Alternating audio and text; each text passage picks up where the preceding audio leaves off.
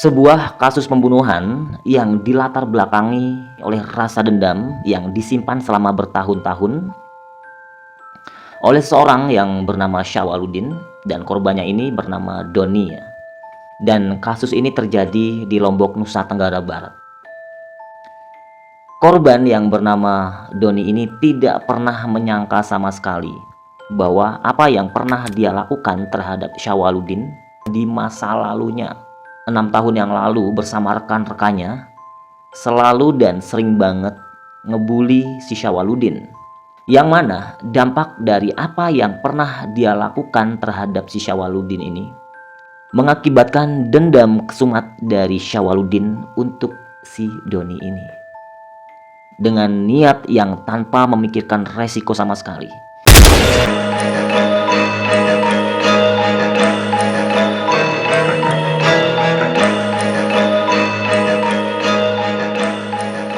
Jadi kasus bully ini sebenarnya udah banyak banget terjadi ya.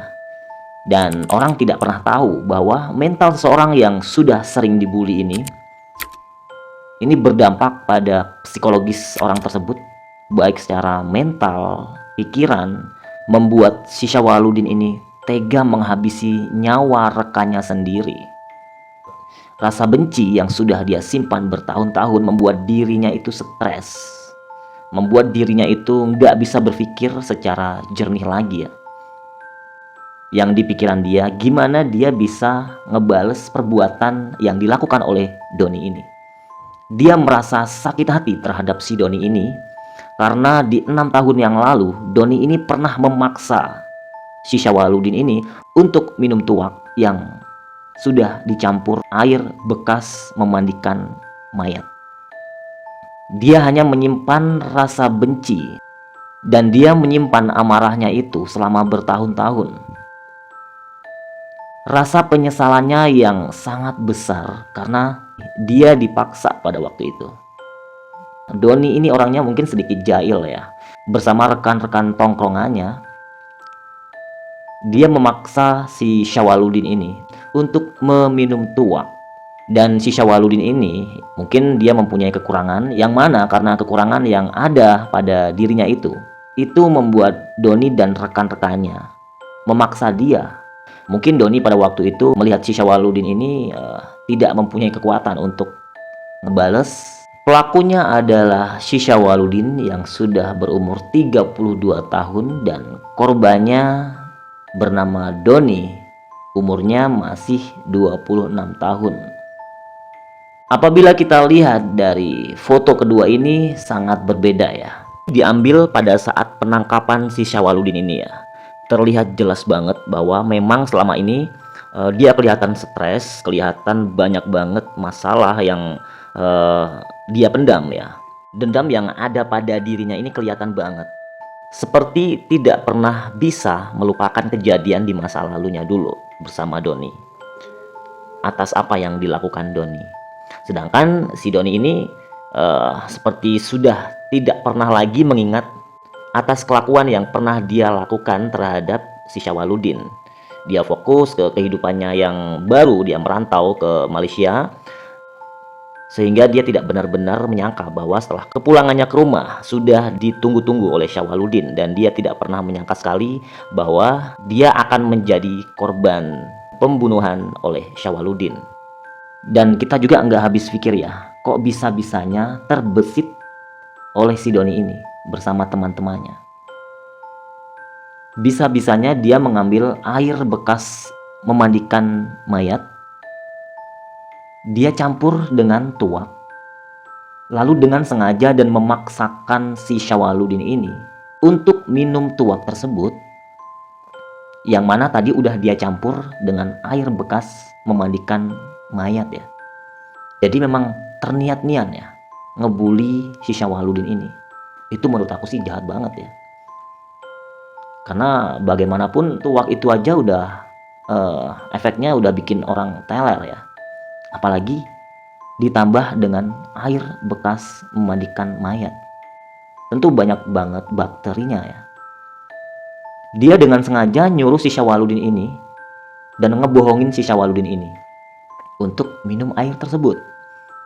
Si Syawaludin yang nggak tahu bahwa tuak itu udah dicampur dengan air bekas memandikan mayat. Orang yang sering dibully ini biasanya mempunyai rasa tidak percaya diri dan rasa takut terhadap si pembuli. Dan sebagai bahan untuk ejekan saat si Syawaludin ini lagi minum tuak tersebut, divideoinlah oleh si Doni bersama rekan-rekannya. Dengan tujuan nanti setelah selesai minum baru dikasih tahu bahwa tuak tersebut sudah dicampur dengan air bekas mandikan mayat. Saatnya si Doni dan teman-temannya ini mentertawakan si Syawaludin bahwa air yang udah kamu minum itu tuak yang udah dicampur dengan air bekas mandikan mayat. karena kalau kita lihat umur si Syawaludin ini lebih tua dan si Doni ini sangat muda ya. Seharusnya si Doni ini bisa menghargai si Syawaludin ini. Tapi kok bisa-bisanya si Syawaludin yang sering dibully. Berarti di sini kita bisa melihat ya bagaimana perangai dari Doni dan Syawaludin sebagai korban bully ini. Mungkin mempunyai kekurangan yang bisa menjadi bahan ejekan oleh Doni bersama rekan-rekannya. Nah, karena hal tersebutlah yang bikin si Syawaludin ini memendam dendam kesumat yang tidak pernah bisa dia lupakan. Berjalannya waktu, si Syawaludin ini akhirnya menikah dengan seseorang, namun pernikahannya itu kandas. Si Syawaludin ini sering sakit tenggorokan dan mungkin saja itu menjadi penyebab keretakan rumah tangga dari Syawaludin ya, dan dia sering sakit-sakitan dan bahkan sampai dibawa ke rumah sakit. Dan dia ngerasa bahwa penyakit yang dia derita itu berasal dari tuak yang sudah dicampur dengan air bekas memandikan mayat ya. Akhirnya dia pun ditinggalin oleh istrinya ya. Dan hal itulah yang membuat dia itu semakin dendam terhadap perlakuan yang sudah dilakukan oleh si Doni tadi. Beberapa tahun kemudian, si Doni ini akhirnya pulang. Doni ini udah ngelupain kejadian yang pernah dia lakukan kepada si Syawaludin. Sedangkan si Syawaludin dendamnya makin lama makin numpuk tuh. Kepulangan dari Doni ini didengar oleh si Syawaludin dengan niatnya dan tekadnya yang udah bulat banget. Karena dia ngerasa bahwa apa yang dilakukan oleh si Doni ini berdampak buruk dalam kehidupannya. Dia ditinggal oleh istrinya dan dia mempunyai penyakit yang sulit sembuh. Dan pada saat itu dia benar-benar mempersiapkan pisau yang sudah dia asah tuh, udah diasah tajam banget, yang dia simpan di balik sarungnya. Dia datang dan bertamu dengan sopan ya. Awalnya bertamu dengan sopan di rumah si Doni ini. Setelah sampai di rumah Doni, dia ketemu dengan kakak Doni. Dia ketemu dengan kakak kandungnya si Doni. Dan kakaknya Doni juga nggak tahu ya bahwa kedatangannya si Syawaludin ini mempunyai niat yang sangat buruk ya. Kakaknya pun mempersilahkan Syawaludin ini untuk duduk terlebih dahulu. Dan dia ngasih tahu ke Syawaludin bahwa adiknya si Doni belum bangun, masih tidur ya. Karena kejadian ini di pagi hari jam 9. Dan mereka sempat berbincang-bincang, nanyain kabarnya si Doni gimana. Dan si Syawaludin pun minta dibuatkan kopi. Dan kakaknya pun bergegas ke dapur untuk membuatkan kopi dengan memanaskan air terlebih dahulu. Nah, pada saat itulah si Syawaludin ini nggak berpikir panjang lagi. Dia langsung ke kamar, di mana di situ si Doni ini lagi tertidur pulas, lagi tidur nyenyak banget dengan sangat membabi buta. Si Syawaludin ini menggorok leher Doni Doni pun langsung kaget dan merasa kesakitan. Pada saat dia terbangun, dia tidak menyangka bahwa yang datang itu, yang melakukannya itu adalah si Syawaludin. Dan pada saat itu si Doni ini masih sadar.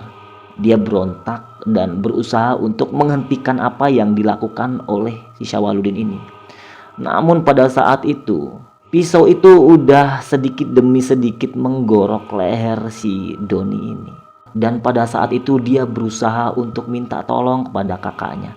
Dan kakaknya ini sedikit-sedikit mendengar adiknya minta tolong. Dia pun langsung ke kamar Doni. Alangkah terkejutnya nih, pada saat itu adiknya itu udah bersimbah darah. Lehernya udah bolong, lehernya udah tersayat oleh si Syawaludin. Dia mencoba untuk menolong dan menghentikan apa yang dilakukan oleh Syawaludin ini. Berusaha untuk memegangi tangan si Syawaludin ini. Doni dan kakaknya pun lari pada saat itu. Namun, luka yang menyayat di lehernya si Doni ini ternyata udah lebar banget, membuat darahnya itu terus keluar. Dia pun akhirnya terjatuh lemas. Dan si Syawaludin ini, karena dia udah puas menggorok leher si Doni tadi, dia pun berlari menuju rumahnya dan dikejar oleh para warga. Dan pada saat itu akhirnya Doni ini pun dibawa ke puskesmas terdekat. Dia pun kehabisan darah dan nyawanya tidak tertolong. Dan kejadian ini akhirnya langsung dilaporkan ke polisi. Setelah dilakukan pencarian, ternyata si Syawaludin ini sembunyi di rumahnya. Tanpa perlawanan, dia pun akhirnya ditangkap oleh polisi. Dan pihak keluarga pun meminta agar si Syawaludin ini sebagai pelaku ya dihukum setimpal atas perbuatannya ya. Dan dari kasus ini kita bisa mengambil pelajaran ya, bahwa membuli itu tidak dibenarkan. Kasus bully membuli ini udah sering banget terjadi ya. Tentu berdampak buruk terhadap mental seseorang.